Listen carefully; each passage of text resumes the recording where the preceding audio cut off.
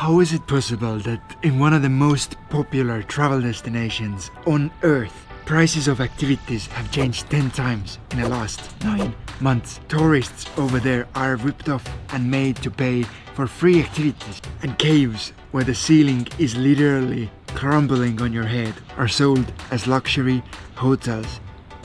The place behind us, Cappadocia, is one of the most unique locations on Earth. It used to be known for its rich history and amazing landscapes.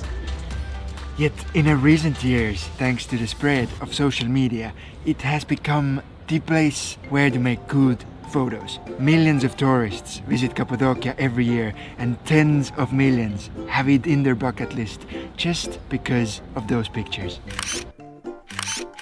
Such massive increase in visitor numbers due to the photo tourism has created the situation that Joe was describing before.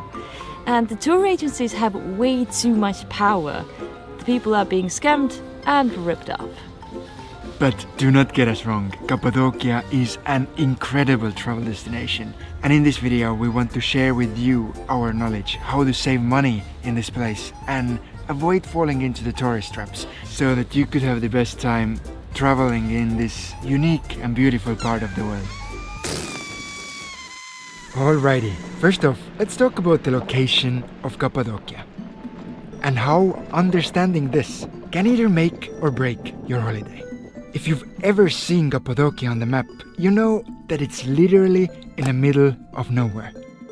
There is no other big tourist sites around it, and not many locals live in this region, which means that there's no public transport system on the spot. Yes, buses and planes bring you here, but after arriving, you are in the mercy of taxis and tours to get around. For example, a 2-hour jeep tour costs around 70 euros per person. And how it looks like is that you are jammed into a machine with 5 other people and then driven around the valleys for 2 hours, taking breaks every 20 minutes to shoot some pictures of the balloons and yourselves. And of course, at the same time, the music is blasting, so that you would have no chance to actually connect with the nature. Yes, those pictures are pretty cool, but hear me out. Let's say you travel with a partner. This tour for both of you would cost about 140 euros. But for this money, you can rent a car for a whole week in a neighboring town of Kayseri. This gives you the freedom to see all those places the jeep tour would take you, and so much more. 90% of Cappadocia does not require a 4x4 car. And it is just much more magical to take photos and visit locations like this, instead of the places where all the tourists are brought every morning. And I know that some of you have heard that driving in Turkey is crazy and dangerous. And yeah, you are correct. It is dangerous, but only in big cities. For example, Istanbul. Cappadocia, on the other hand, is made out of small villages, and driving here is easy and doable for everyone.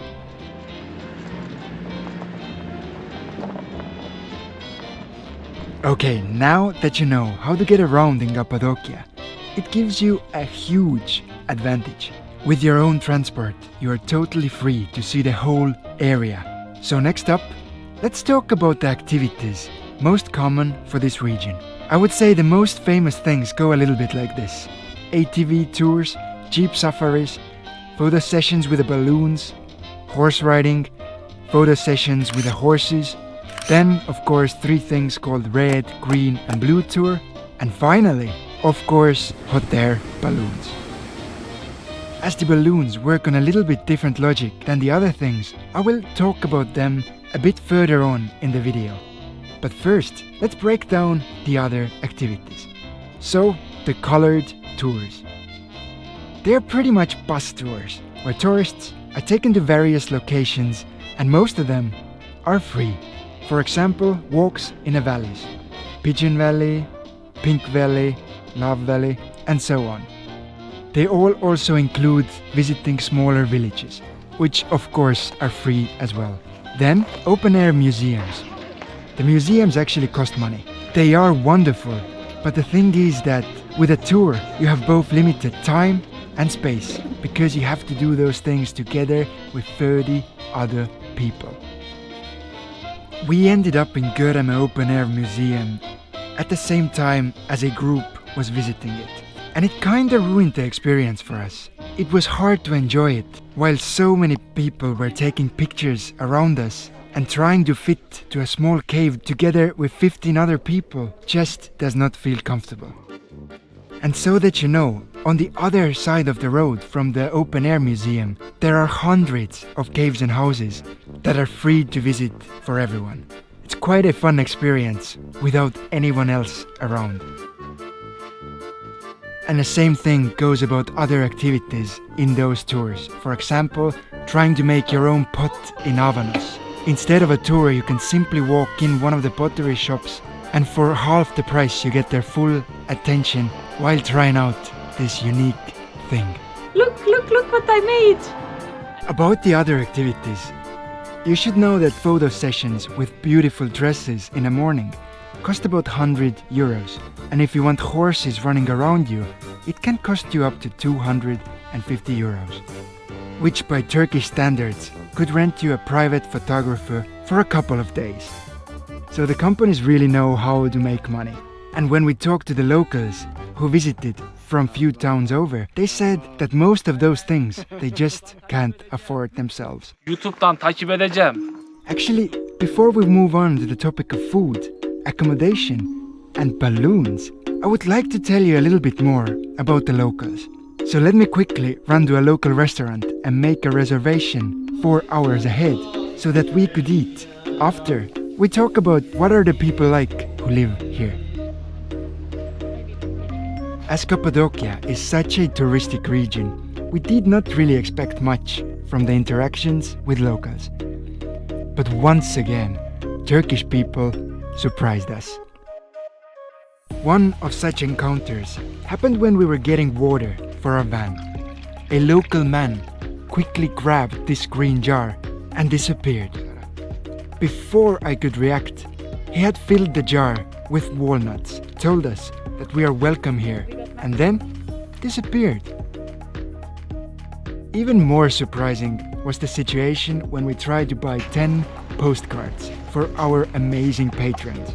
Well, the workers at the post office denied our money and gave 10 postcards to us for free. Postman, the guy who was running the place, said that 10 postcards are all gifts. It felt amazing that in a place that gets 10 times more tourists than locals every year, still has such kind and welcoming people. And we just felt happy to be able to send our patrons postcards that are so full of love and kindness. Those postcards are gonna be so full of good energy for you guys.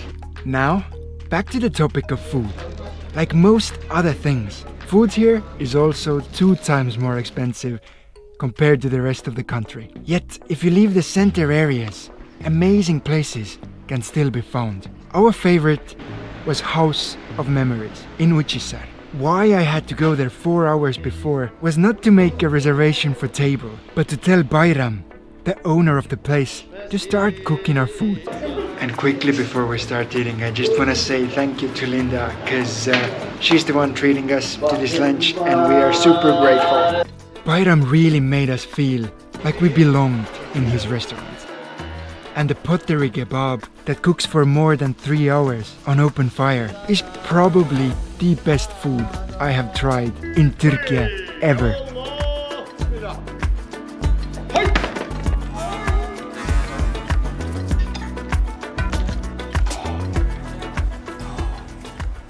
It was so full of flavor and we enjoyed every moment we spent in Bayram's place.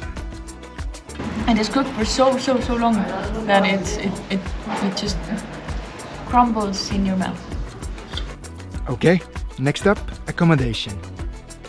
Cappadocia is known to have famous cave hotels. It is the one place on earth where sleeping in a cave costs more than in an actual room. Last year I had a chance to see one of the most luxurious rooms in the region. Private pool in a cave room sounds pretty fun, right? But this year we also heard stories how cave rooms have been made under a road, and every car that drives by makes sand crumble from the ceiling. My own experience was that even this luxurious room felt a little dark and damp. So if you really want to have this cave experience, I would advise you to take one night in a cave, but mostly normal rooms are just as comfy and much cheaper. Holy jeez! Just look at that! Well, just like this, we have made it to the last part of the video. Let's talk hot air balloons. For many, they are the one thing they come to Cappadocia for. I remember last summer when I was here, it cost about 40 euros to fly. This January, it cost 25 euros per person. But we heard from an anonymous source that this year, the 20 balloon companies made a fixed deal. And now, an average ride costs 250 euros. It is 10 times more than 9 months ago. And I just have to say that this is the one thing I don't have much advice on. The lowest price now is fixed by the companies, and I think it might be around 150 euros. They control the market.